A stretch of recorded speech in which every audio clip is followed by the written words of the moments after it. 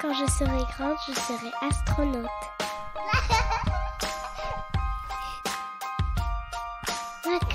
Dans ce nouvel épisode de Les enfants du bruit et de l'odeur, nous sommes allés à la rencontre de Anne-Marie Mendy, dite Anna. Fondatrice de Colorful Black, une boutique spécialisée de la beauté noire et métisse, située dans le 2e arrondissement de Paris. Lors d'une conversation en aparté avec Anna, elle nous apprend que sa famille est originaire de Guinée-Bissau. Puis, elle s'est installée au Sénégal, où la mère d'Anna est arrivée à l'âge de 5 mois. Quant à son père, il y est né. Anna elle-même est née au Sénégal et arrive en France à l'âge de 5 ans. Entourée de sa famille, elle a passé toute son enfance à Garges-les-Gonesse. Dans cet épisode, Anna aborde les nombreuses assignations qu'elle vit en tant que femme noire, que ce soit lors de sa scolarité, de son parcours d'entrepreneuse ou dans son quotidien. Elle soulève aussi les questionnements qu'elle a pu avoir en tant que maman d'enfants métis et de son désir de préparer et informer ses enfants face au racisme qui sévit dans toutes les sphères de la société. Car même pour une simple coupe de cheveux, ces enfants se sont retrouvés moqués et stigmatisés. Nous vous souhaitons une bonne écoute.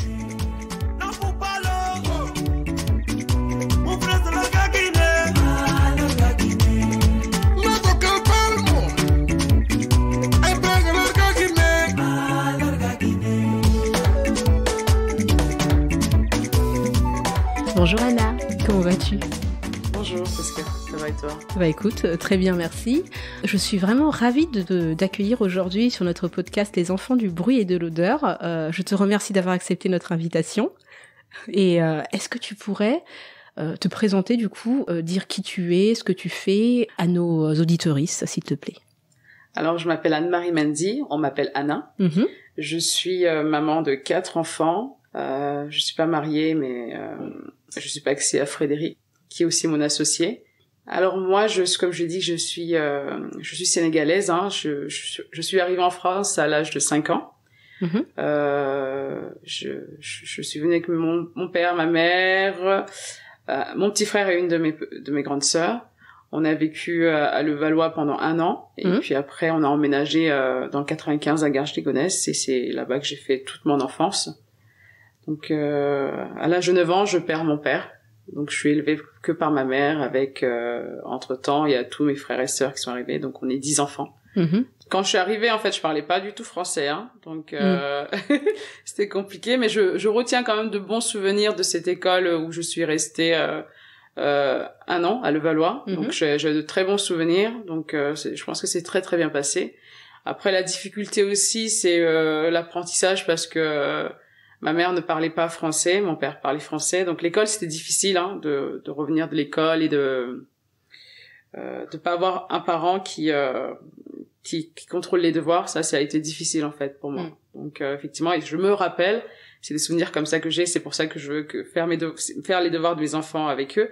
C'est que j'allais à l'école et j'avais pas fait les devoirs et la maîtresse disait qui avait fait ses devoirs et moi je me cachais en fait de peur qu'elle voie que je les ai pas faits.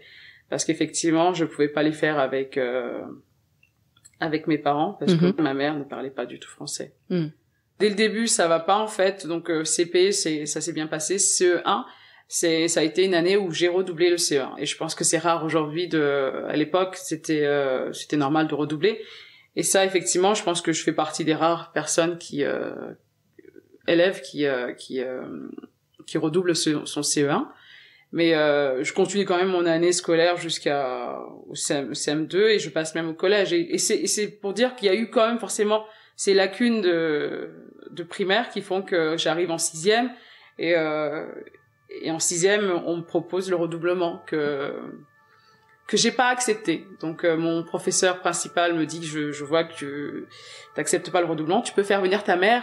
Et elle refusera le redoublement. Donc, c'est ce que j'ai fait. J'ai fait venir ma mère au collège et qui a refusé mon redoublement. Et c'est ça a été un élément déclencheur parce que de ce jour-là, je me suis dit, non, tu dois aller au maximum. C'est juste des cours. Tu vas apprendre comme tout le monde. Tout le monde n'a pas forcément ses parents derrière, mais tu vas y arriver. Et c'est de là que j'ai commencé à travailler. Effectivement, après, j'ai pris une section technologique et là, j'ai fait partie des meilleurs de la classe, quoi. Parce que j'avais cette niaque, je voulais pas que d'avoir fait déplacer ma mère à l'école pour rien. Et depuis, j'ai fait mon parcours avec de très très bonnes notes. Je suis pas partie en général, je suis partie en professionnel, comptabilité, et ça s'est très très bien passé. Et puis après... Et pourquoi comptabilité d'ailleurs? Pourquoi tu as choisi comptabilité? C'était quelque chose que tu connaissais déjà? Comment s'est passée cette orientation comptabilité? Non, c'est pas quelque chose qu'on connaît, c'est que voilà, on est dans la banlieue, on nous a tous fait croire qu'il fallait aller dans ce secteur-là, qu'il y avait des emplois, secrétariat, vente, commerce. Effectivement, on a été là-bas, en acceptant en fait le choix de l'orientation qui nous avait été donnée. Mais effectivement, aujourd'hui, je sais que c'est une grosse erreur, hein, c'était pas ma passion. Et j'espère qu'aujourd'hui, ça change dans les écoles parce que on m'a jamais demandé ce que je voulais faire. On m'a dit, va là-bas, il y a du boulot, quand on sortira quand vous sortirez de cette formation-là, vous allez forcément trouver un boulot. Et je suis partie en compta. J'ai aimé les chiffres, donc je me suis dit, ok, j'y vais. Donc effectivement, j'ai été en compta. Mais c'était pas, s'il y avait à choisir, ça n'aurait pas été mon premier choix. D'accord.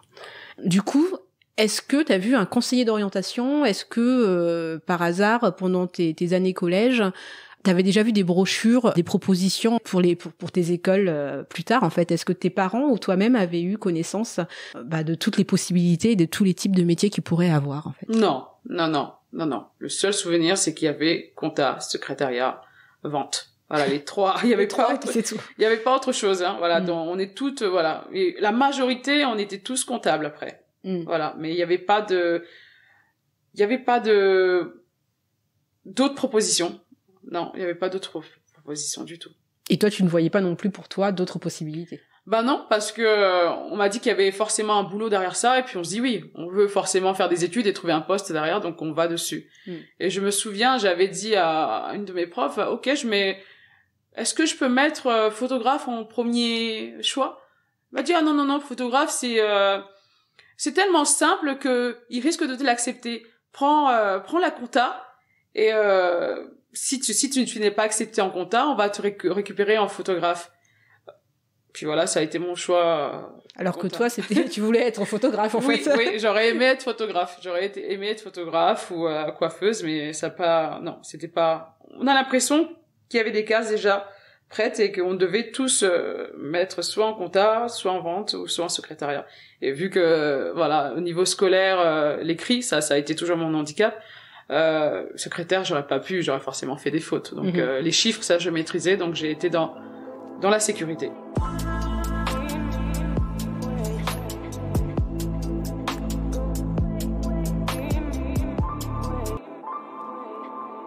Ça a donné quoi tes études de comptabilité quand t'as évolué dans ce domaine? Ça s'est passé comment? Dès que j'ai eu mon bac compta, j'ai quitté l'école et j'ai trouvé un poste en service comptabilité de Fiat Auto. Donc je suis restée là-bas de 2001 à 2006. Et puis après il y a eu un plan de licenciement. Puis moi j'ai profité de ce plan pour me faire un congé individuel de formation et j'ai voulu reprendre mes études, faire un BTS compta. Et c'est là que j'ai su que c'était pas pour moi la compta. J'avais plus cette passion-là. J'ai fait en 1 an et je l'ai même pas eu parce que j'avais pas cette passion-là. Et ça a été un déclic pour moi me dire non, tu veux rester dans ce domaine-là et t'es pas heureuse en fait. Je me vois pas enfermée dans un bureau. Je l'ai été tout ce temps. Non, c'était pas mon truc. Je me suis dit Fiat va à Trappes. Je vais profiter de ça et je vais faire une rupture conventionnelle. Et on a fait une rupture conventionnelle. Et c'est là que je suis restée à la maison et j'ai réfléchi. Et donc, et d'où ce voyage à Londres où j'ai créé Colorful Black avec Frédéric, mon conjoint. Donc c'est parce que tu es partie en Angleterre, en fait, que tu as eu cette idée? Oui. En quittant Fiat, je suis restée chez moi. Et puis après, je suis tombée enceinte de April. Pendant 1 an, j'étais à la maison. Et puis après, on s'est dit, pour ces 1 an, on va aller à l'étranger. On a choisi l'Angleterre et là-bas, le déclic par rapport à l'offre produit qui était là-bas et je me suis dit ça me plairait. Le déclic vraiment c'est l'offre produit à l'étranger. Donc effectivement en France donc on a toujours eu le basique to basique et quand on va à l'étranger comme ça on voit des choses qualitatives. On avait toujours vu aussi à la télé ces perruques magnifiques que portait Beyoncé et on se dit waouh c'est joli. Donc aller en Angleterre et voir qu'il y avait une qualité d'extension comme ça, qu'il y avait des produits autres qui n'étaient pas en France. Là, tu te dis ah oui, j'ai envie d'apporter ce petit cadeau à ma communauté française, quoi. Pourquoi, à ton avis, il y avait aussi peu de choses pour des personnes noires, pour des femmes noires ou des hommes noirs ici en France?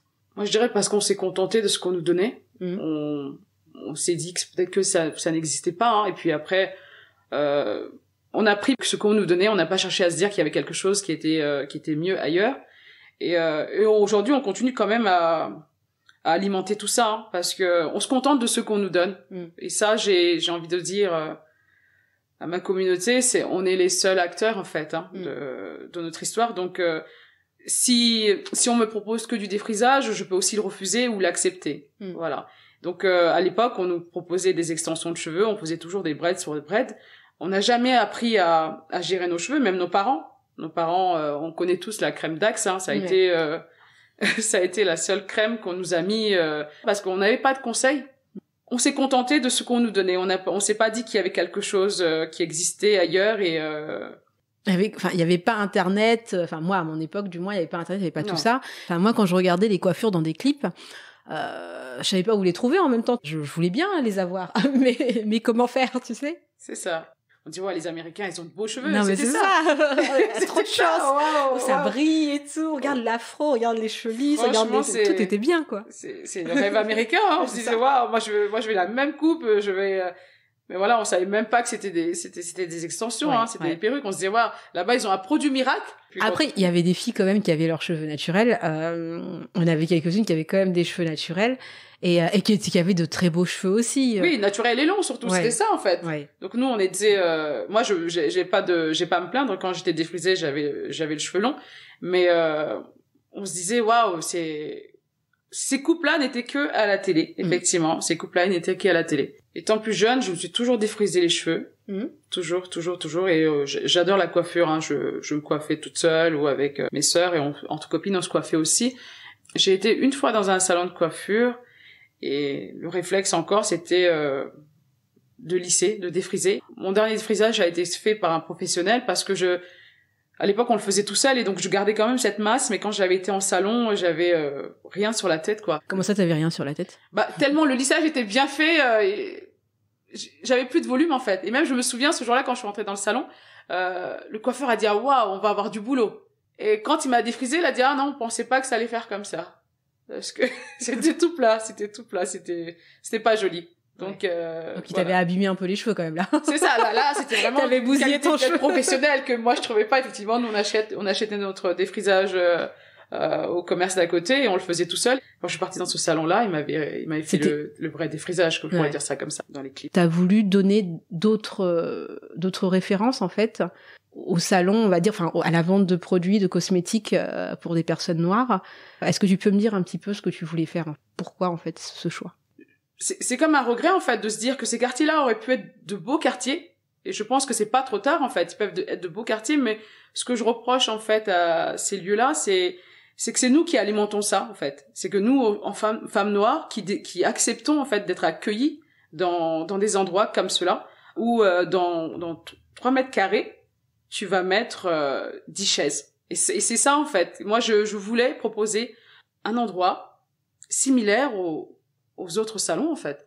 Donc ça, c'est un gros reproche, hein. C'est pas au salon Château d'Eau à qui je jette la pierre, hein. C'est à nous femmes noires ou hommes noirs, d'arrêter et de refuser, en fait, d'aller dans ces endroits-là. D'être respecté, en fait. Moi, je vais dans un endroit, je veux pas qu'on me mette de côté, qu'on s'occupe de moi là et puis qu'on aille s'occuper de quelqu'un d'autre. Non, je veux juste qu'on me respecte. Et ça, c'est nous. Le respect, c'est nous qui allons le chercher, quoi. Et ces quartiers-là, comme je dis, s'il y avait pas le côté racolage dès que tu sors du métro, moi je fréquente ce quartier-là, hein. Chaque fois quand je quitte la gare de l'Est pour arriver au boulot, je marche devant. Quand j'ai mon cheveu afro, mon Dieu, je suis interpellée par tous les gars. Parce qu'ils considèrent que je suis pas coiffée. Je me suis prise la tête avec un à qui je lui ai demandé, mais pourquoi? Il me dit, ouais, mais t'es pas coiffée. Je dis, mais comment ça, je suis pas coiffée? Qu'est-ce que c'est la coiffure pour toi? Il me dit, bah, t'as pas de tissage, t'as pas de mèche. Je dis, mais c'est quoi ça? Et je lui ai dit non, arrêtez ça. Et là, il s'est dit, oh là là, je suis tombée sur une rebelle. Une nappie. Je lui ai dit, arrêtez ça. Parce que moi, je suis coiffée. Et là, il m'a dit non, que je suis pas coiffée. Il a persisté. Je lui ai dit non, arrêtez. Parce que quand on marche jamais vu un salon, pour blanc, racoler sa clientèle à l'extérieur. Moi, je suis coiffée. Et c'est ça, en fait. C'est que déjà, nous, Africains, on considère que porter son afro n'est pas une coiffure. Donc, c'est pour ça qu'on se fait pas respecter par rapport au lieu où on va et par rapport à la coiffure qu'on porte, quoi. Non, mais c'est vrai que certaines personnes vont te dire ouais, bah non, t'es pas coiffée parce que t'as des cheveux afro. Mais en même temps, c'est un engrenage, hein. Comme je te disais tout à l'heure, au niveau de la représentation. Moi, personnellement, j'avais aucune représentation de personnes avec des cheveux au naturel, crépus, frisés, bouclés, un afro. C'était toujours des filles noires avec des cheveux lisses ou alors des filles blanches avec des cheveux lisses, quoi. Et regarde bien, même aujourd'hui à la télé française, quand les personnes vont se mettre une perruque, même des personnes blanches quand elles vont se mettre une perruque frisée, c'est toujours dans la moquerie. Le cheveu crépus est fait pour être moqué. Regarde, la dernière fois, il y a une actrice qui était passée à la télé, je vais pas citer le nom de l'émission, mais elle est arrivée, le présentateur s'est permis pendant je sais pas combien de temps de faire des blagues comme un enfant de 3 ans sur ses cheveux. Est-ce qu'elle s'était coiffée? Est-ce qu'elle s'est mis les doigts dans la prise? Est-ce que c'est, tu vois, donc en fait le cheveu afro est quand même source de moquerie. Et ça, on l'a aussi intégré. Cette personne que tu as rencontrée l'a aussi clairement intégré et on a peut-être joué d'ailleurs pour le fait de dire bah non, coiffe-toi parce que là, quand tu sors avec tes cheveux au naturel, même si tu les as coiffés, brossés, shampouinés, fait un masque, passer 3 heures à t'en occuper, et ben c'est pas encore assez suffisant. Tu seras coiffé seulement si tu les caches en fait. C'est ça. Donc c'est nous qui devons arrêter ça. Hein. Oui, mais c'est pas si facile en fait, c'est de se dire c'est à nous. C'est pas des trucs individuels, je pense. Hein. Je te dis, ce garçon, il a grandi où aussi et à travers quoi? Qu'est-ce qu'il a comme imaginaire? Qu'est-ce qu'il pense? Enfin, il a grandi en regardant. Il a vu ces mêmes émissions et dans toutes ces émissions, il a intégré lui-même dans sa tête que bah il faut. C'est pas comme si aujourd'hui il y avait plein d'autres représentations positives. Enfin, aujourd'hui, si ça commence à venir, mais à l'époque de sa jeunesse, il n'a eu que des représentations pour lui dire, bah en fait c'est moche, c'est pas coiffé, tu vois. Et dans sa tête, il s'est construit comme ça. Il te le dit peut-être en le pensant sérieusement, en pensant que c'est pas coiffé. Oui, et voilà, donc tu peux pas lui dire tiens bah arrête ça, enfin c'est bien, tu vois, tu lui as expliqué. Mais je pense que si on est plusieurs à chaque fois, toutes ces filles qui racolent dans la journée, qui disent stop, je suis coiffée, peut-être qu'il va dire ah oui, elles commencent à oui, je suis coiffée. Elles sont embêtantes. Propose-moi autre chose, mais ne me propose pas. Même voilà, si j'ai envie de me faire coiffer, je rentre. Si j'ai envie de me faire les ongles, je rentre. Donc qu'on nous laisse aussi choisir qui on est. Non mais clairement, il faut aussi oser le dire. Aujourd'hui, on le dit pas en fait. C'est qu'on a l'impression on subit mais on le dit pas. Non, moi ce jeune homme-là, effectivement, il s'est tombé sur lui parce qu'il y en avait 10 avant lui. Et je me suis dit non, il faut que je lui demande quoi, pourquoi il m'arrête comme ça. Stop. Et oui, et c'est pour ça que j'ai pas été dans ces quartiers-là parce que même moi, je prends pas toujours ce trajet-là parce que j'en ai marre. Voilà, ça me dérange pas de discuter avec les gens, mais répéter 10 fois la même chose, c'est fatigant. Donc c'est pour ça que j'ai pas voulu faire subir le racolage à ma clientèle en étant dans ce quartier-là. Peut-être que j'aurais eu plus de clients, mais j'ai préféré proposer un autre endroit plus calme et plus classe pour eux. Moi, oui, s'il y avait pas tous ces racoleurs, si les salons étaient bien tenus, j'aurais envie d'y aller. Mais aujourd'hui, il y a pas ça. On a eu de plus beaux salons à Londres qu'à Paris. Et puis j'espère que Paris va s'inspirer, hein, parce que c'est pas encore ça. C'est pas encore ça.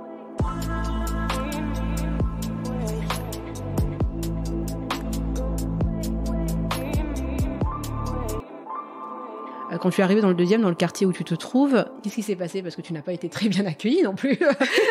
Justement, on t'a fait comprendre que peut-être que c'était pas ta place, quoi. Ok. En 2011, je trouve un local dans ce quartier-là. J'ai pas de problème. Parce que j'étais dans un petit coin comme ça, invisible, on va dire. Hein, une petite boutique là. Et j'avais pas de problème. Et c'est en 2016, quand j'ai emménagé en face et j'ai pris une boutique qui faisait l'angle. Là, j'étais visible. Et là, oui, j'ai posé problème. J'ai eu une affiche où on me disait que d'aller dans ces quartiers africains. qui ne voulaient pas en fait que je reproduise la même chose dans ce quartier du 2e, comme ce qu'ils avaient fait à Château d'Eau, et que j'allais dégrader leur quartier, que j'allais faire baisser le prix de l'immobilier aussi. Ah, ils ont écouté Booba ou Voilà, c'est ça, que j'allais faire baisser le prix de l'immobilier, que j'étais entre guillemets une assistée, que je profitais de toutes les aides, comme voilà, tous les Africains profitent de toutes les aides. Et oui, effectivement. T'as eu ça, donc ils ont mis une affiche oui, collée sur la vitrine. Comme quoi, en fait, t'étais pas la bienvenue, que tu devais rentrer chez toi, on va dire, Château d'Eau ou Château Rouge. Oui, que voilà, c'est ça, en fait. Effectivement, ils avaient dégradé Château d'Eau, Château Rouge, je n'avais qu'à aller là-bas, en fait. Continuer à alimenter ces quartiers-là, et que j'avais pas à venir dans ces beaux quartiers, parce que les beaux quartiers sont réservés aux Blancs. Voilà. Donc moi, je gênais. Mais pourtant, j'y étais de 2011 à fin 2016. Mais tu t'es agrandi et t'es devenue visible. J'étais visible, voilà, c'est ça. Tant que tu es petite, ça allait, mais si ça marchait, si c'était joli, si t'étais un peu plus visible, bah t'es plus à ta place, quoi. C'est ça. Et après, voilà, c'est l'enseigne qui dérange. C'est le nom Colorful Black qui dérange. Et je pense que ça dérange encore aujourd'hui. Hein. Et pourquoi, à ton avis, ça dérange Colorful Black? Parce que se dire que je cible qu'une communauté, et c'est pas vrai en fait, parce que Colorful, pour moi c'était une diversité, c'était le métissage, le mélange de tout, d'une texture de cheveux à une couleur de peau. Donc mais ces gens-là, ils restent ancrés, il y a le mot noir dessus, donc elle est communautaire. Ouais, elle est communautaire. Mais j'ai envie de dire aussi, quand moi j'ai habité longtemps à Suresnes, tous les salons de coiffure qui étaient autour de moi étaient que des salons pour blancs. Et j'ai pas été mettre une affiche en disant mais et nous, non.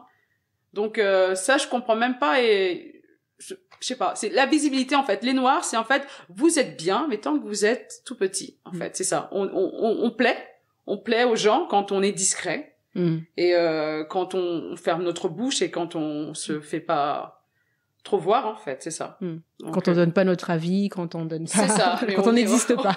On est des humains et on existe. Je rebondis un peu sur ce que tu disais tout à l'heure. Quand tu disais qu'on devrait faire les choses par nous-mêmes, c'est pas évident non plus de faire des choses par nous-mêmes, parce que quand on fait des choses par nous-mêmes régulièrement, soit on est traité de communautaire, soit on nous case, en fait, on nous parque dans des lieux en disant en fait tu peux le faire par toi-même, mais dans des lieux bien particuliers, comme justement en banlieue, soit à Château d'Eau, Château Rouge, mais on n'aurait pas le droit de le faire par nous-mêmes et de grandir et de créer, on va dire. On voit par exemple les salons de coiffure, c'est pas fait pour nous. Les personnes n'apprennent même pas à l'école comment traiter nos cheveux, comment s'occuper de nos cheveux, les cheveux texturés, crépus, frisés. Mais quand on le fait par nous-mêmes, on est tout de suite taxé de communautariste, en fait. Et pourtant, ces salons ne sont pas communautaires. C'est ça. Ça gêne quand ça vient de nous. Voilà. Quand le projet est fait par un noir, là, on dit, ah non, quand même, là, c'est abusé, ça fait trop communautaire. Mais quand c'est un blanc qui décide de venir dans notre secteur, d'offrir des prestations ou des produits pour les noirs, on dit c'est bien, ils ont pensé à eux. Il faut aussi que ce soit pas vu comme communautaire à chaque fois quand on s'adresse à notre communauté. Voilà, parce que effectivement c'est quoi, c'est une niche pour eux, hein. C'est dire on va se faire de l'argent, en fait. Et c'est ça le problème, en fait, c'est que ils le font juste pour l'argent, et c'est ce qui a posé le problème au début aussi, hein. Ils vont juste chercher à faire rentrer de l'argent, donc ils vont balancer tout et n'importe quoi. C'est-à-dire sans aucune connaissance, en fait, de la texture, de l'histoire du cheveu afro.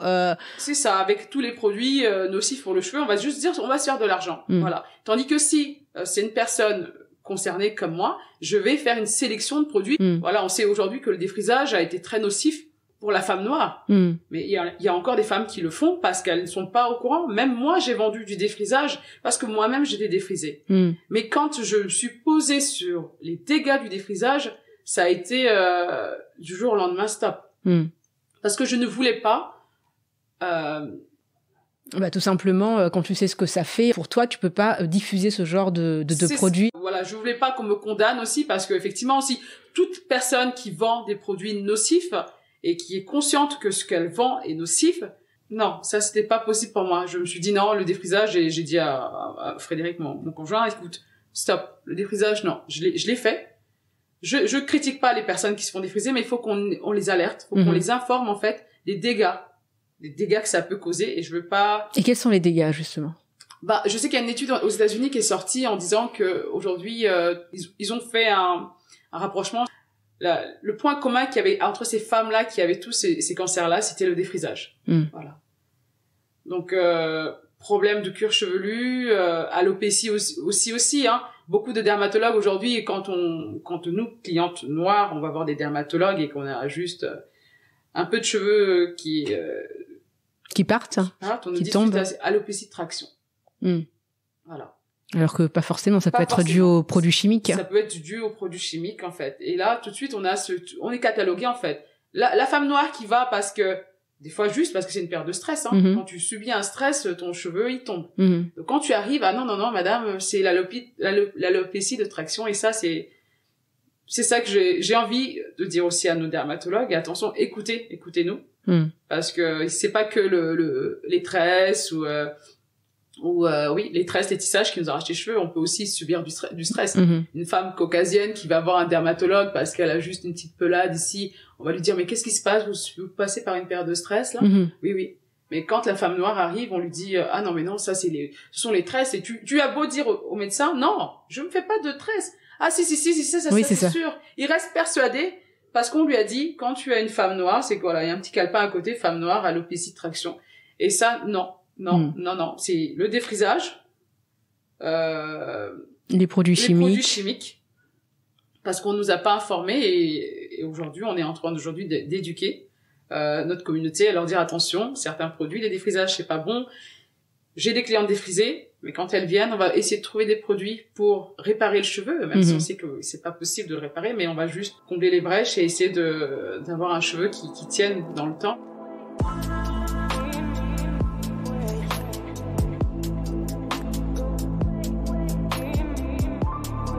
J'ai jamais fait la morale à personne parce que j'ai été défrisée aussi. Donc peut-être que des fois il faut juste toi-même avoir le déclic, mais jamais je te dirais arrête de défriser. Tu ne vends pas de défrisage, mais tu donnes de conseils aux personnes. Oui, je vends plus de défrisage. J'en ai vendu, et puis je me suis dit non, parce que au début je me disais oui, j'ai fait le choix moi en étant plus jeune de me défriser.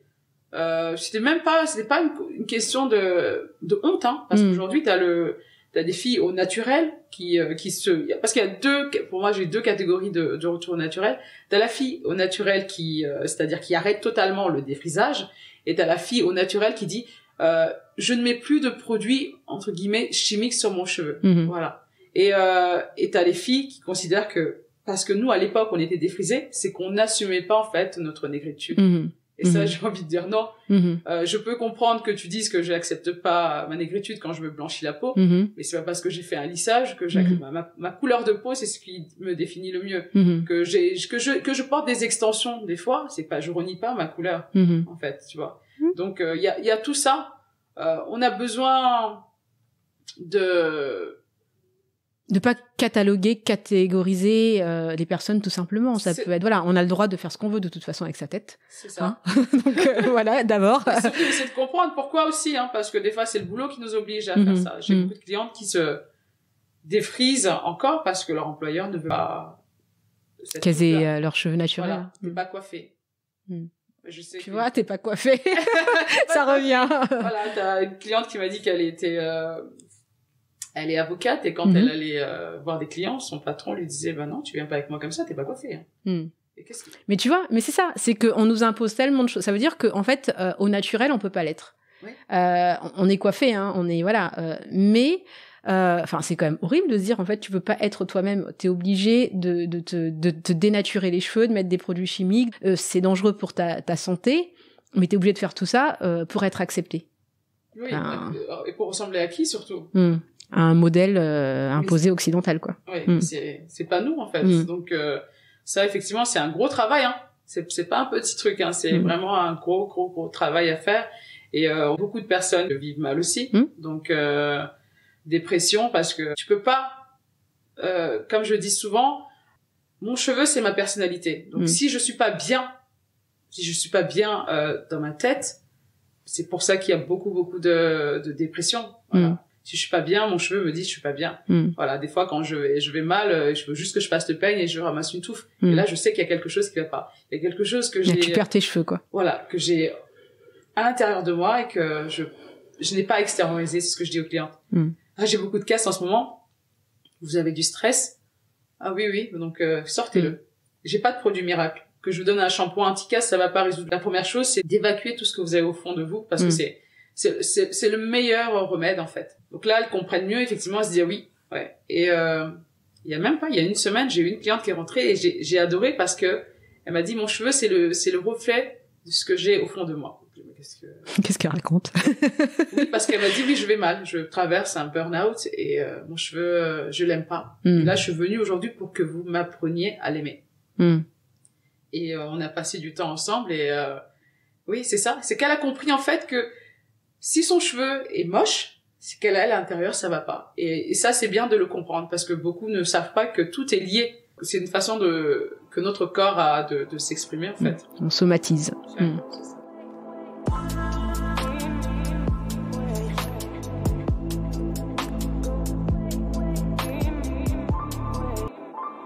Je reviens un petit peu sur le fait que tu as été vandalisée. Comment tu t'en es sortie de ça? J'étais déjà préparée. Ah, d'accord, tu savais que ça allait arriver. J'étais déjà préparée parce que je suis avec Frédéric qui est blanc. Donc là, ça fait 15 ans qu'on est ensemble et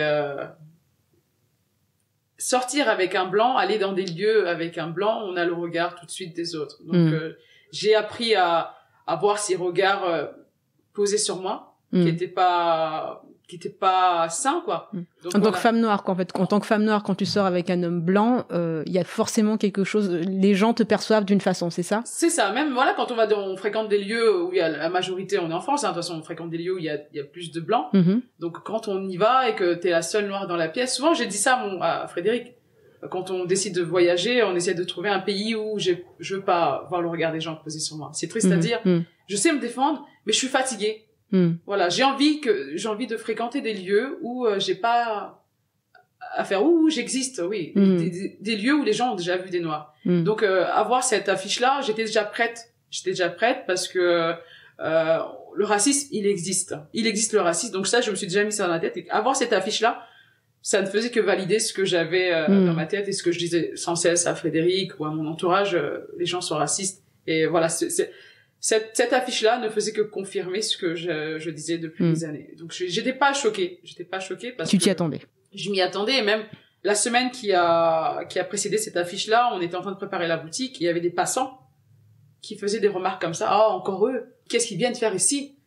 Et là tu te dis mais ouais, ta présence dérangeait clairement quoi. Voilà, mais pourtant j'étais juste à côté, mais vraiment quand je te dis à côté même pas à 50 mètres, j'étais là. Mais parce que j'étais pas visible, comme je te disais tout à l'heure. Plus on se fait discret, mieux les gens nous supportent, en fait. Mais oui, on n'a puis pas à se faire discret. Quand tu t'es agrandi, ça voulait dire aussi quelque chose, en fait. Quand t'étais tout petit, quand une entreprise s'agrandit, ça veut dire que ça fonctionne aussi, qu'il y a besoin, qu'il y a une demande. C'est ça. Donc, tant que ça ne fonctionne pas, tant que c'est petit, tant que t'es un peu en équilibre, un peu dans la misère, pratiquement, on va dire, voilà. Tout va bien, tu corresponds à l'image de la personne noire, tu prends pas trop de place, tu es dans la demande, tu peux être assisté, enfin tu vois, il y a plein de choses qui vont dans ça. Moi on m'a dit dernièrement en congé avec mon entreprise pourquoi je faisais pas une association. Je me suis demandé si on demandait à chaque personne blanche qui avait une entreprise pourquoi elle créait pas une association. Parce qu'en tant que femme noire, dans une association, c'est bien mais diriger une entreprise, c'est pas ma place, on va dire. Et je pense que dans ton cas, c'était petit, ça passait. Mais tu demandes peut-être trop, tu vois, en ayant quelque chose de plus grand et de plus visible. Ouais, c'est ça. C'était gênant parce que je commençais à prendre de la place. Voilà, mais c'est une place qui était méritée. Comme tu dis, si j'ai agrandi, c'est que j'avais de la demande et j'avais surtout le soutien de ma communauté, quoi. Je méritais ma place. De toute façon, je l'avais pas volée. Mais de toute façon, oui, voilà. Donc, y a même pas à se demander ce genre de choses. Toujours, voilà, j'ai mérité ma place et je l'ai pas volée. Personne qui a écrit, j'aurais aimé la rencontrer. Parce que, bah oui, parce que il faut justifier tout ça. Parce qu'il m'a catalogué, il m'a dit que j'étais, entre guillemets, que j'étais une assistée, que je profitais des aides. Donc j'ai envie c'est pas de lui prouver, mais qu'il m'explique, en fait, où est-ce qu'il a pris toutes ces infos, parce que souvent, ces personnes-là racistes, c'est les dire, en fait. Ah, il y a ça, il y a ça, il y a ça. Et ils savent même pas. Et même quand ils vont te parler de l'Afrique, ils vont te dire, à l'Afrique, il y a pas d'eau. Tu vois ce que je veux dire? Donc, cette personne-là, elle a écrit. Mais le racisme, c'est pas rationnel de toute façon. Enfin, les arguments racistes n'ont jamais été rationnels. Une personne qui monte une entreprise et qui s'agrandit, en quoi est-ce que ça montre une personne assistée? Il y a beaucoup d'arguments racistes qui n'ont aucune rationalité. Le racisme systémique n'a pas de rationalité. Le racisme individuel n'a pas de rationalité. Donc, j'ai presque envie de te dire, à quoi bon? C'est de la mauvaise foi en fait, la classification de l'être, le fait de penser qu'une personne due à un taux de mélanine dans une peau serait moins humaine, serait est-ce que chaque été les blancs quand ils bronzent ils perdent en humanité, ou est-ce que ça se passe comment? Donc c'est quoi le truc? Donc ouais, clairement en fait, il y a rien de rationnel dans ce racisme, c'est juste un système de domination, et la domination par l'agression, la domination par le fait de caser des gens dans des cadres et de les déshumaniser. Pour moi, il n'y a absolument rien de rationnel dans le racisme. À part se battre pour imposer justement une égalité, enfin, débattre sur quoi, en fait, enfin, du genre, prouver quoi à qui? C'est pas prouver, mais c'est essayer de comprendre. Mais comprendre quoi? Qu'est-ce qui a fait qu'il en est arrivé là, en fait? Mais pourquoi c'est à toi de comprendre une personne qui t'agresse? Donc on va devoir... J'ai besoin qu'il m'explique pourquoi il a ces idées-là, en fait. D'accord. Qu'est-ce qu'il a vécu, en fait, pour ça? En fait, c'était empathique, hein. J'ai rêvé de le rencontrer parce que si c'est, voilà, il était pas... S'il nous entend aujourd'hui... Viens m'expliquer. Pourquoi tu as fait ça? Je sais pas. J'ai besoin de savoir pourquoi. Ouais, non, mais je comprends. Parce que j'étais là. C'est pas comme si je venais d'emménager dans le quartier. J'y étais dans le quartier, en fait. J'y étais et parce que j'ai... agrandi. Peut-être qu'il voulait une boulangerie à côté. Effectivement, c'est ce qu'il disait. Il y a plein de restaurants à côté, mais il voulait un restaurant. J'ai toujours rêvé, en fait, de débattre avec des gens pour qu'ils me disent pourquoi ils détestent tant la peau noire aussi. C'est partout comme ça, en fait.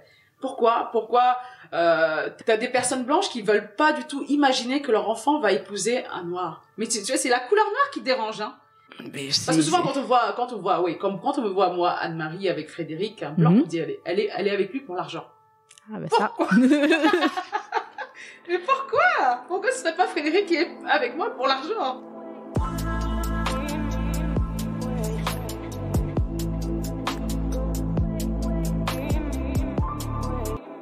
Et qu'est-ce que tu dis à tes enfants, justement? Qu'est-ce que tu dis à propos de tout ça? Comment tu appréhendes je leur ai dit qu'il y avait le du racisme. Ça, ils savent que leur couleur de peau va déranger. Et à quel moment tu leur as dit ça, et comment tu leur as dit ça? À l'école, quand ils sont rentrés à l'école. Moi, mon troisième fils, Owen, qui a 6 ans aujourd'hui, a subi du racisme à l'école. Donc, il n'était pas préparé à ça. J'ai envie de dire que c'est peut-être mon erreur parce que j'ai préparé les 2 grands à ça. D'accord. Et j'avais pas, les grands, après il a 13 ans. Je l'ai préparé dès le plus petit âge au racisme. Et Owen, j'ai oublié, en fait. Effectivement, c'est lui qui a vécu ça. Parce que les autres, j'ai l'impression que je les ai tellement bien préparés qu'ils l'ont pas vécu, ou sinon ils ne me l'ont pas dit. Mais Owen l'a vécu et il savait pas, en fait, ce que c'était. Quand il a reçu ces insultes, tu ressembles à un caca, ta couleur, t'es dégueulasse, je vais pas traîner avec toi. Il est pas prêt à ça. Et il avait 6 ans quand il a eu ça? Owen, il avait 5 ans. 5 ans. 5 ans quand il a eu ça. Et j'ai pas vu parce que j'avais préparé les grands et pas lui. Et quand je me suis aperçue de ça, parce que je rentre du boulot et je les vois pas beaucoup, et quand ce soir-là, je me rappellerai toute ma vie, j'ai vu mon fils et je dis, il y a quelque chose qui va pas. Donc je me suis assise sur le canapé, je lui ai dit, Owen, ça va? Comment ça se passe l'école? Ça va. Donc j'ai dit, allez, on y va, on va se coucher. J'ai pas envie d'aller à l'école. Je dis, mais pourquoi tu peux pas aller à l'école? Parce que mes camarades, ils m'embêtent, ils disent que j'ai la couleur d'un caca, ils disent qu'ils veulent pas jouer avec moi, donc ça fait mal pour une maman. Ça fait mal, donc je prends mon téléphone et je note tous les prénoms qu'il va me citer, parce que je me dis, il y en a Et je vais les noter pour m'en rappeler et lui reposer la question différemment et je verrai si ces prénoms-là reviennent. Donc c'est pas faux, c'est vrai. Donc effectivement, on reste là, on devait aller se coucher, mais on y restait parce que j'avais besoin d'éclaircir ça. Et ici, effectivement, les quatre prénoms de ces gamins et moi j'ai pris rendez-vous, on a envoyé un message le soir même à la directrice en lui disant qu'on souhaitait la rencontrer. Donc elle a accepté de nous rencontrer le lendemain. Donc on l'a rencontré j'ai la chance comme d'être responsable et de pas aller au travail tout le temps. Donc j'ai rencontré cette directrice à qui j'ai raconté l'histoire et elle m'a dit qu'elle ne s'étonnait pas en fait des 4 prénoms que je lui donnais. 4 prénoms des enfants que je donnais. Donc j'ai compris que c'était les parents. Ces enfants allaient bien avec les parents, l'image des parents qu'elle avait en fait. Les parents sont racistes. Donc elle, ça l'étonnait pas en fait que je lui annonce que ces 4 enfants harcelaient mon fils dû à sa couleur de peau. D'accord. Donc elle était au courant du problème. Elle était pas au courant du programme, mais ça elle était au courant, voilà. Elle savait qu'il y avait quelque chose. De toute façon, on sait bien que nous, en tant que parents, on déteint sur nos enfants. Hein. Voilà, l'enfant, notre enfant, il est celui qu'on veut qu'il soit, en fait. Voilà, donc, elle n'était pas étonnée du tout des 4 prénoms que j'ai bien pu lui donner. Et puis, elle m'a dit, ok, je vais voir avec la maîtresse. Et, non, j'ai dit, non, moi aussi, je veux voir la maîtresse. Et c'est là qu'elle me dit, la maîtresse n'est pas là parce qu'il était dans une classe avec deux niveaux. Non, il y avait pas 2 niveaux, mais il y a 2 maîtresses. Donc le maître était là, celui qui faisait jeudi, vendredi, mais l'autre, donc j'ai rencontré le maître. Et j'ai dit directement à la maîtresse, à la directrice, que c'est pas lui. Les élèves, ces enfants-là qui harcèlent mon fils, ne l'harcèlent pas quand il y a le maître. D'accord. Parce que j'avais déjà rencontré la maîtresse de Owen et je la sentais pas. Quand j'ai rencontré la maîtresse de Owen, j'ai dit à Frédéric, je sais pas, la maîtresse, elle a l'air d'être, je m'en fous, quoi. Il m'a dit, pourquoi tu dis ça? Non, j'ai dit, je vais poser des questions sur mon fils, comment il est, parce qu'on venait juste d'emménager là-bas. Comment ça se passe avec lui? Ah non, il est très bien, mais tu vois, il y a pas de, ah non, des fois, il est un peu, voilà, il y avait pas plus de dialogue, en fait, c'était juste. Oui, ça se voit qu'elle peut même pas me parler de mon fils. Donc, je lui ai dit, non, c'est à 100. Et puis, quand j'ai eu le maître, il m'a dit, ah non, c'est effectivement, j'ai jamais eu de problème avec Owen, il m'a jamais dit que ses camarades l'embêtaient. Et quand j'ai, réécouté la conversation, mon fils me disait qu'il le disait à la maîtresse, mais pas au maître. Donc, c'était quand la maîtresse était là. Du fait, voilà, les enfants s'autorisent tout et n'importe quoi par rapport à l'adulte qui est là, ils savent en fait. Hein. Donc l'enfant est très réfléchi. Donc cette maîtresse-là, qui était, je m'en foutis quand je l'ai rencontrée, c'est à cause d'elle que mon fils a subi de l'harcèlement. Donc j'ai parlé au maître, m'a dit qu'il va faire attention et j'ai pas eu l'occasion de voir la maîtresse puisque la directrice l'a tenu informée. Ils ont réuni les enfants et après ça allait bien. Donc c'est pas pour autant que j'ai laissé mon fils dans cette école parce que je savais qu'il n'avait pas le bagage pour les années suivantes. Donc j'ai changé d'école. J'ai changé d'école, je l'ai mis dans une école privée et ça se passe très bien. Voilà, parce que je voulais pas m'amuser tous les ans à dire est-ce que Owen est dans la classe de un tel, il faut éviter de le mettre. Non, ça fait comme si. Donc c'est ton fils qui a dû changer d'école en fait. Voilà, quand même. Il est pas en porcelaine. Donc je voulais pas aller négocier parce qu'un jour tu tombes sur quelqu'un et puis après ça va être tout le monde va en parler, je veux pas qu'on parle de lui comme l'enfant qui a vécu de l'harcèlement. Donc je l'ai mis dans une école privée et il est très bien. Même s'il regrette parce qu'il me répète sans cesse non, ils étaient gentils après. Non. Mais tu avais pas le bagage pour supporter ce qu'ils allaient faire après quoi parce que c'est de pire en pire, hein. C'est pas ils allaient pas être différents quoi, c'est sûr. Et j'ai mal, je me dis j'ai pas vu mon fils. Effectivement, il y a des choses qui auraient pu m'alerter. C'est qu'il avait commencé à faire pipi au lit. Donc il y a toutes ces choses-là. Comme je dis, le corps nous alerte en fait. Donc j'ai pas vu ça. Et je me disais mais pourquoi il fait encore pipi? Peut-être qu'il a fait un cauchemar. Mais non, c'était ça en fait. Ce côté, il veut pas aller à l'école. Donc il a aussi une dépigmentation autour de la lèvre qui se prononce aussi peut-être due au stress.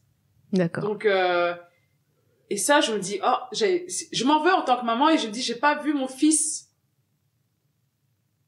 dans cet état-là. Je comprends ce que tu dis, mais tu peux pas t'en vouloir en tant que maman parce que tu peux pas être H24 en alerte. Je pense qu'on est en alerte tout le temps déjà en tant que personne noire. Hein. Ça nous tombe dessus des fois, c'est inattendu. Tu t'es peut-être dit qu'à ce moment-là, ça se passait bien. On n'est jamais assez préparé, peu importe, tu vois.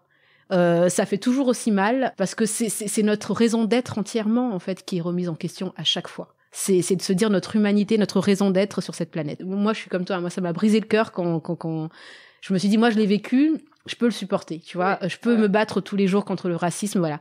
Mais mes enfants, ça m'a arraché aux tripes, en fait. Vraiment, ça m'a bouleversée de me dire cette petit être, comment dire ça, voilà, c'est ça, et de se dire que, et puis on sait les douleurs que ça fait, on sait les conséquences, on sait combien de fois il faut rester droit et ne pas plier.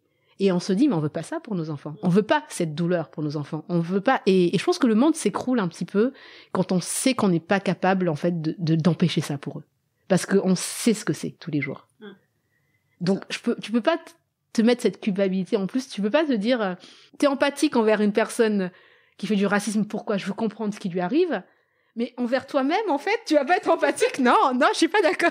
J'aurais pas dû, je sais pas, voilà, c'est non, c'est pas que t'aurais pas dû, mais c'est que non, franchement à ce moment-là je me suis dit que j'ai pas bien entre guillemets surveillé mon gamin, j'ai pas vu. C'était pas le jour même qu'il a vécu ça fait des jours qu'il vit ça et j'ai pas vu ça. Et parce que je me disais que avec le temps, les années passent et on se dit que ça va s'arrêter, mais non, ça s'arrêtera pas. C'est pour ça que je dis à ma fille, attention, faut faire attention à toutes les remarques. Quand voilà, effectivement, elle a un afro, donc je le dis souvent, April est différente quand elle est chez moi. Elle a son afro, elle assume son afro. Quand elle est à l'école, elle est bien tirée. Et ça, j'ai dit des paroles très blessantes à April, peut-être pour faire un électrochoc en lui disant que c'est une partie de moi qu'elle refuse. Et ça, c'est difficile, effectivement, pour une enfant d'entendre ça. Mais il faut que, si je lui dis ça, elle va dire, ah oui, mais j'aime ma mère, donc, voilà, je vais plus accepter les critiques ou, les baby hair, là, c'est, voilà, pour un cheveu caucasien, ça va se coucher, pour un cheveu afro, ça va faire un effet soleil. Je vais avoir une critique comme ça. Et je lui dis, stop, April. Stop, tout ce qu'ils vont te dire, je veux tout savoir. Quand je rentre, je veux savoir comment ça s'est passé la journée. Si t'as une seule réflexion, stop là, n'attends pas la deuxième, parce que c'est comme ça qu'un groupe se forme. Donc je veux pas. Et effectivement, quand elle rentre, elle me dit, on m'a dit ça, j'ai répondu ça, et oui, c'est, voilà, c'est. Elle s'entraîne en fait. Voilà, on s'entraîne parce que ce n'est que le début. Dans les transports, elle va forcément rencontrer ça. Dans les boulots qu'elle va avoir aussi, elle va rencontrer des collègues racistes. Partout. Donc, c'est triste à dire, mais l'évidence, elle est là, le racisme, il est là, et j'ai pas l'impression qu'il recule, hein. Non, bien au contraire, j'ai l'impression, plus on avance, plus comme je dis souvent, ils ont des ailes, ils prennent des ailes. C'est ça. Aujourd'hui, on a des personnes même que peut-être que moi je fréquente, ont entre guillemets les ailes croisées derrière, et quand, par exemple, là, on sait pas qu'est-ce qui va se passer aux élections, l'extrême droite va passer, cette amie qui m'aimait tant va commencer à avoir des propos qu'elle n'osait pas dire, tu vois. Donc ça existe. Aujourd'hui, il y a beaucoup de bouches fermées parce que ils pensent être une minorité, et peut-être que c'est même pas une minorité, hein. Voilà, peut-être qu'on te dérange tant. Mais moi, c'est ce que je dis tout à l'heure, j'ai envie de comprendre qu'est-ce qui fait que je dérange tant. Je vais pas me soumettre à eux, mais je veux juste comprendre, hein. Ma personnalité, elle est là, j'assume qui je suis, mais je voudrais que tu me dises pourquoi je te dérange tant. Voilà.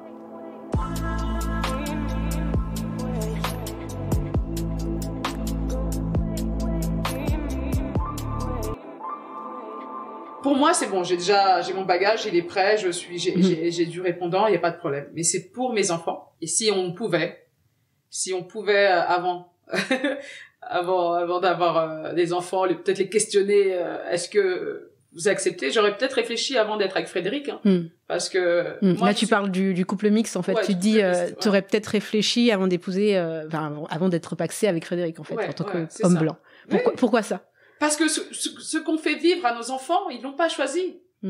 Et tu aurais été avec un homme noir, tu penses que ce racisme? Non, je pense que l'enfant, voilà, il aurait vu ses parents. Moi, j'ai tous mes enfants, hein, mais April me l'a fait. April et Ivy, m'ont dit non, qu'il n'était pas noir. Effectivement. Voilà, je leur ai dit oui, ma maman est noire. Elle m'a dit non, maman, t'es pas noire, t'es marron. Moi, je suis beige. Voilà, mais et ça, non, ils sont. C'est cette partie de moi qu'ils ont. Si on doit il y a noir ou blanc aujourd'hui pour l'homme blanc. C'est soit t'es noir, soit t'es blanc. Et aujourd'hui, ce métissage fait qu'on les passe. Ils sont noirs. Donc ça a été non. April, t'es pas blanche. Et longtemps, si. Mais attends, t'es pas blanche, April. Donc dans ce cas-là, t'es métisse, t'es beige, voilà. Mais tu n'es pas blanche. Ça, il faut que tu le mettes dans ta tête. Et c'est vrai qu'en ce moment, Ivy, la dernière, elle me dit que moi, je suis marron, mais elle est dorée. Pour ne pas blanche, elle est dorée, voilà. Tu vois. Et ça aussi, c'est à cause de la société où on est aujourd'hui. Ils savent pas où sont les enfants. Ils savent pas où ils sont. Parce qu'ils ont pas de représentation, que ce soit dans les dessins animés. À la télé, il y a que des blancs. Et même, j'ai envie de dire, même en Afrique, quand je suis partie en Afrique, ils regardent beaucoup de séries avec des blancs. Il y a pas cette représentation où ils se disent je suis métisse ou je suis noire, parce qu'on est encore une minorité partout où on va, on est une minorité. Même en Afrique, je suis une minorité. Or que ma couleur ébène, elle est pas représentée.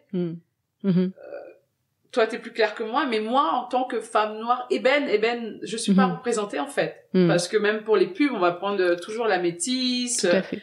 On va pas prendre, je sais pas, c'est ce côté négatif de la couleur noire.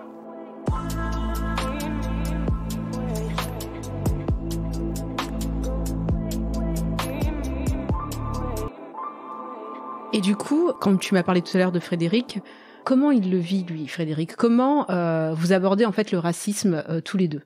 Ça le met en colère, en fait. Hein. Ça le met en colère parce que lui, il comprend pas. Il comprend pas parce que souvent, et je l'entends souvent dire à ses enfants, vous avez une belle peau, une belle couleur, vous avez de beaux cheveux, il les valorise en fait, parce qu'il sait que voilà. Mais je pense que Frédéric, dans nos débuts, il se disait que c'était dans ma tête. Voilà. Mais aujourd'hui, en ayant des enfants métis, avec le regard des gens, on a voyagé, on a vu des gens regarder les cheveux de nos enfants, toucher les cheveux de nos enfants, et oui, là, en tant qu'homme blanc, il connaît le racisme, parce que souvent tu prends un blanc, il va dire ah non, le racisme, arrête, non. Mais Frédéric, vu qu'il est avec moi femme noire et qu'il a des enfants métis, il peut parler du racisme aujourd'hui.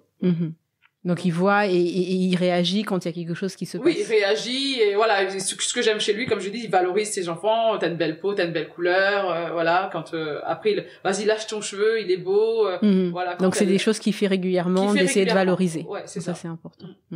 Non, mais comme tu disais tout à l'heure, je me posais la question, en fait, parce que comme tu disais que tu te posais la question si... Il aurait pas fallu qu'on réfléchisse. Oui, voilà. Oui. Ça, c'est quelque chose que j'assume, hein, c'est vrai.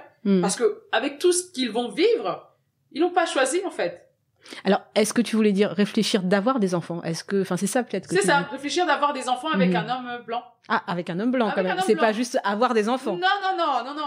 Parce qu'en fait, ils auraient été noirs avec un homme noir. Enfin, t'aurais eu des enfants avec un homme noir. Le racisme, ils l'auraient quand même vécu. C'est ça, en fait, que j'arrive pas à... Je sais pas comment dire. Ils auraient été préparés, en fait, ils l'ont déjà, je sais pas comment dire, un enfant métis, comme lui, il ne sait pas réellement s'il est blanc ou noir, c'est ça, en fait. Donc, il ne comprend pas ce regard. Tandis que moi, en tant que femme noire ici, voilà, mes neveux et nièces savent le regard que le blanc a sur le noir, en fait. Mais le côté métissage, c'est ce qui fait ils savent pas où aller.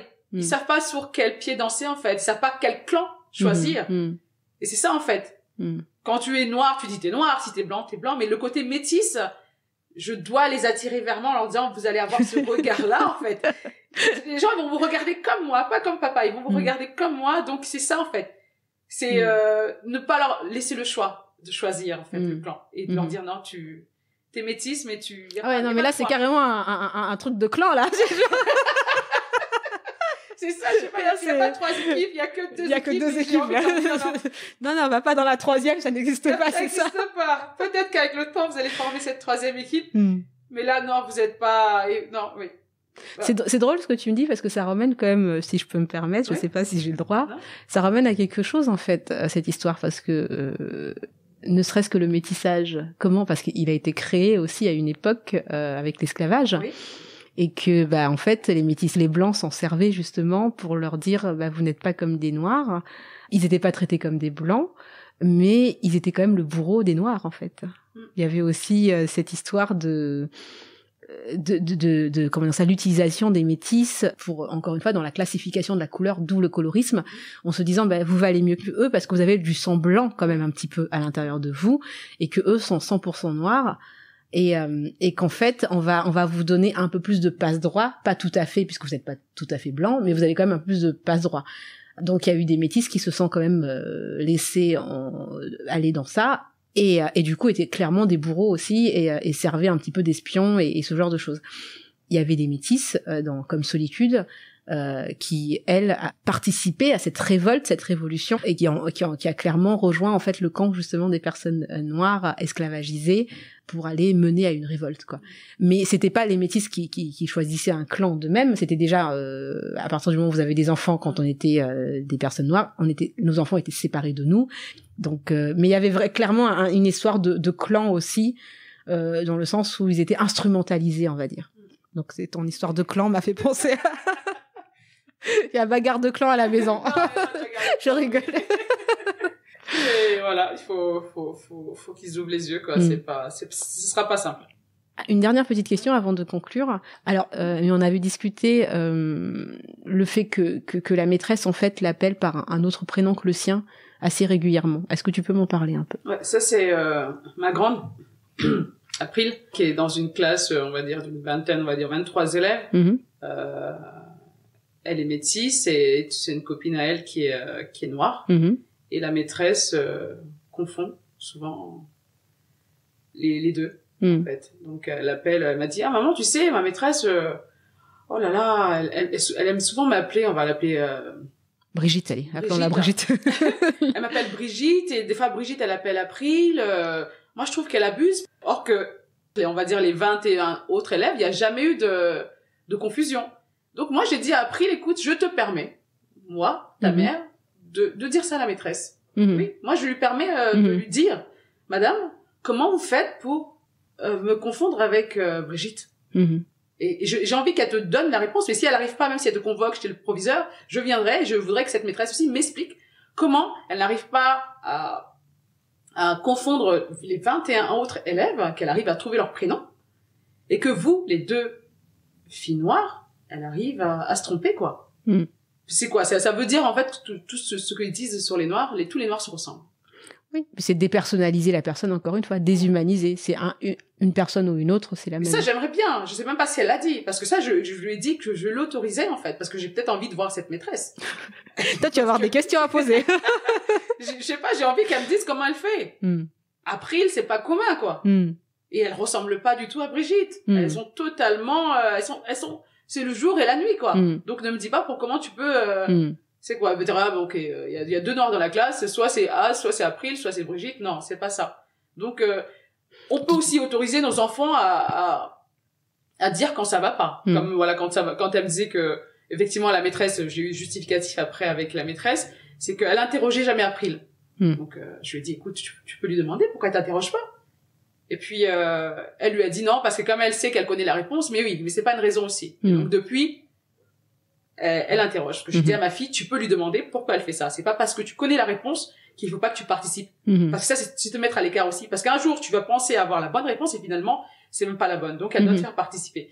Ces choses-là, je dis à ma fille, tu as le droit, donc tu peux demander, en fait, à avoir une réponse correcte, quoi. Donc, ça, non. Ça, je sais même pas. Faudrait que je demande, est-ce qu'elle a demandé à la maîtresse comment elle arrive à confondre les deux noirs de la classe, quoi. Parce que... Non, mais cette histoire de prénom, ça arrive très souvent. Ma fille, ça lui arrive. On a eu, en fait, plusieurs discussions de témoignages de parents qui disaient que, leur enfant, noir était toujours confondu avec le seul enfant noir qu'il y avait dans l'école et qui était même parfois pas dans la même classe. Donc c'est quelque chose qui arrive très très très très très très souvent. C'est parce qu'il n'y a pas d'intérêt sur la personne, je crois, parce que quand tu dis oui, Anne-Marie, voilà, si on repart dans mes années école, on va dire Anne-Marie, c'était élève comme ça, comme si elle était tout le temps comme ça. Voilà, tu mets un texte sur la personne, mais là c'est April. Brigitte. Mais attends, et tu sais, moi, je vais chercher mes filles à l'école, on me donne toujours un enfant qui n'est pas le mien. Je te promets. Quoi? Ça fait la première fois, mais non, c'est arrivé il y a 5 jours. On m'a dit, vous êtes la maman de... Et le petit, on le pousse, et le petit, il veut pas venir parce que je suis pas... Et la dame qui continue à pousser, je dis, mais non, mais je le connais pas, cet enfant. Je dis, elle me regarde, elle fait, ah bon? Je dis, non, ma fille, c'est... Voilà. Mais depuis la mère est noire, mais du genre on se ressemble vraiment pas. Mais quand je te dis de taille, de carrure, il n'y a rien qui se ressemble. de coiffure, non mais c'est juste pas possible quoi, tu vois, et ça me fait rire, tu vois. Quand l'autre fois je lui ai dit mais comment vous faites? Moi j'aurais demandé comment vous faites. Non Quelqu'un qui aime beaucoup réfléchir, je suis désolée. Moi je lui ai juste dit par contre c'est dangereux parce que si vous donnez nos enfants à n'importe qui comme ça, tu sais, il était tout petit en plus parce que ma fille est petite et le pauvre était en train de tenir les murs, je la connais pas cette dame. Mais à la fin, il va me connaître parce que ça fait quand même, allez, depuis le début de l'année, ça fait 7 fois. Et avec ou sans masque, hein, c'est pas une question de masque. Hein. Ça fait au moins 7 fois qu'on me refourgue cet enfant. Un jour, je vais le prendre. Je rigole. Je blague. Oui, c'est un garçon.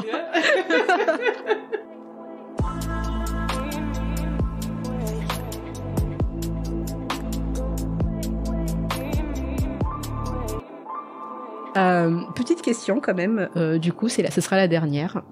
Qu'est-ce que tu pourrais, toi, conseiller aux parents? Qu'est-ce que tu pourrais donner comme conseil vis-à-vis de l'école, aux enseignants, aux parents ou aux enfants qui nous écoutent aujourd'hui par rapport au racisme? Je sais pas si ce sera concluant, hein, c'est quelque chose de... Voilà, c'est accepté pour moi que ça existe. Le racisme existe. À nous, parents... d'informer nos enfants que ça existe et de les préparer aussi à ça. Parce que comme on les prépare en fait à être autonomes quand ils seront adultes, ça aussi c'est quelque chose... voilà, le racisme il est partout. Il n'est pas que à la télé, il est quand ils prendront le métro, quand ils trouveront un boulot, il est partout. Donc moi je dis, on doit les préparer à ça. Et c'est pas pour autant être racistes eux-mêmes. Hein. Non. C'est que il y a des gens qui ne vont pas les aimer à cause de leur couleur, pas à cause de leur personne. Même si ils ont un bon fond, leur couleur sera déjà un premier frein à leur carrière, à leur aux rencontres qu'ils pourront faire plus tard. Mais c'est aussi leur force pour moi. Pour moi, c'est de pouvoir, en étant métisse ou noire, c'est de pouvoir, comment je dis, April. Je pense beaucoup à April parce que c'est ma plus grande et je pense qu'elle me dit pas tout aussi. Elle me dit pas tout parce que quand on a un parent comme moi qui est très, c'est pas que je me laisse pas faire, mais oui, c'est ma place en fait. Je veux pas céder ma place à qui que ce soit. C'est ma place et je veux la garder et c'est ça que j'ai envie de dire à ma fille. Ton métissage, c'est ta force en fait. Tu as la chance d'avoir 2 parents de 2 couleurs différentes. Tu as la chance d'avoir des oncles noirs et des oncles blancs.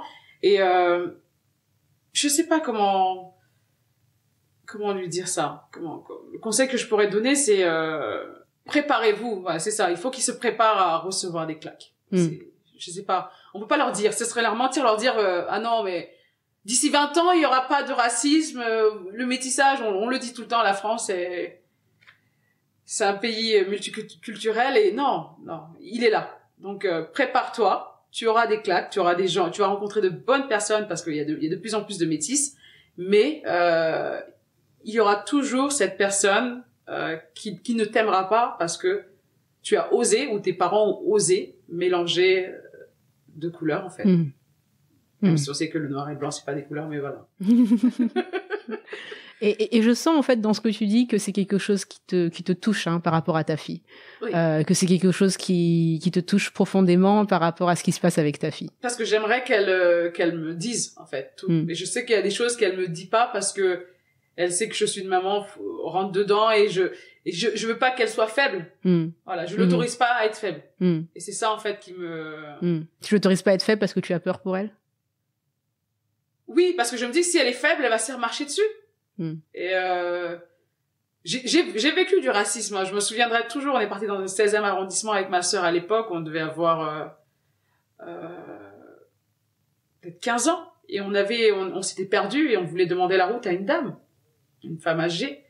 Et on a dit, s'il vous plaît, madame, s'il vous plaît, madame. Ma sœur a eu le malheur de poser sa main sur l'épaule de la dame qui a rehaussé son épaule comme ça et qui nous a même pas regardé. Et c'est ça, est-ce qu'on était préparés? Non, on savait pas, hein. À l'époque, dans nos banlieues, on voyait des blanches. des blancs et qui nous parlaient. Effectivement, là, on était parti dans le 16e. Et cette dame-là, on n'était pas préparés. Oui, à 15 ans, je n'étais pas préparée à me dire que, oui, il y a des, voilà, d'où je suis, les blancs et les noirs, on se côtoie sans problème. Et là, dans le 16e, la dame nous a même pas regardé, en fait. Elle a levé son épaule pour enlever la main de ma sœur et, voilà. Donc, elle va voilà, c'est, que je vende pas du rêve, qu'il se prépare à recevoir des claques, mais, il y a tellement de belles choses derrière aussi, mais, voilà, et qu'on ne cache pas ce racisme, on va dire. Qu'on ne cache pas, parce qu'il est là. Il est là. Donc, si ce mot existe, c'est que ça existe, quoi. Donc, non. Et puis même si on enlève le mot race de la Constitution, on n'a pas enlevé le racisme. Voilà. Donc, voilà que il y a pas. Bah écoute, merci beaucoup pour ton témoignage, merci beaucoup pour cette conversation. Je l'ai trouvée vraiment très intéressante. Bravo à toi pour ce que tu fais, parce que je sais que tu as aussi une volonté énorme. Et c'est pour ça que tu dis que tu mérites ta place, parce que c'est du travail et de la volonté et une réelle envie, on va dire, d'apporter quelque chose de bien, quelque chose de valeur, quelque chose de qualitatif pour notre société et aussi pour les personnes noires et la communauté, on va dire. Ouais. Voilà. Merci à toi, Anna. Merci à toi, Prisca, d'avoir partagé ce moment avec moi. Franchement, ça fait du bien.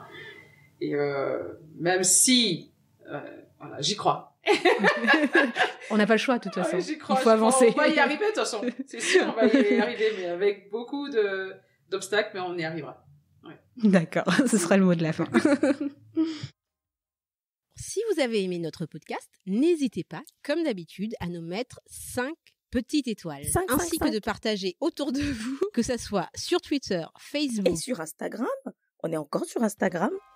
Et si vous avez des questions ou des commentaires, nous serons ravis d'échanger avec vous sur lesenfantsdubruit et de l'odeur, tout en attaché, @gmail.com. À très bientôt, Ulrich. Moi, quand je serai grande, je serai actrice.